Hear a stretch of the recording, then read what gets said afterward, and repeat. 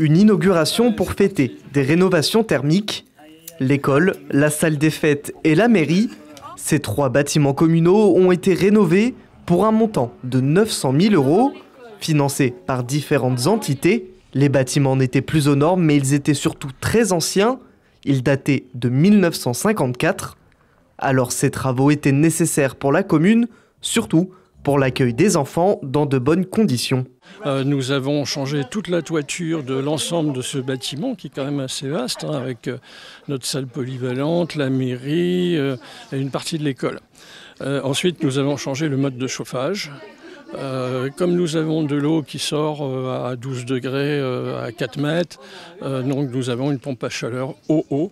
Donc ça c'est aussi très important. Et puis nous avons fait l'isolation extérieure de ces bâtiments. Et c'est dans la ligne directe de cette transition énergétique et écologique. C'est un ensemble qui est important et la ruralité n'est pas du tout à l'écart de tout ça. À Ancerville aussi, la question des bâtiments communaux s'est posée.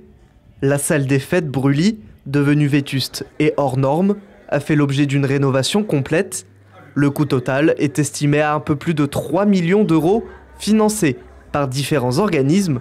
Désormais, elle pourra de nouveau accueillir des concerts, des réunions ou encore des manifestations associatives. Pour le maire en place depuis 18 ans, cette inauguration a une saveur particulière. En mars prochain, lors des élections municipales, il passera le flambeau. C'est donc l'une de ses dernières inaugurations officielles. On avait une salle des fêtes qui était une passoire énergétique déjà, qui vieillissait, puisque comme je l'ai dit tout à l'heure, c'est en 1975 qu'elle a été refaite. Et il y avait absolument la nécessité, c'était encore un chauffage électrique à soufflerie, il n'y avait aucune isolation, etc.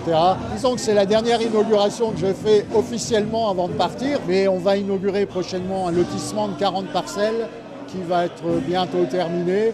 Et on a réaménagé la mairie pour la rendre accessible aux handicapés, notamment la salle des mariages, etc. Dans le département meusien, de plus en plus de bâtiments communaux sont rénovés pour faire baisser les charges des communes, mais surtout accélérer leur transition énergétique.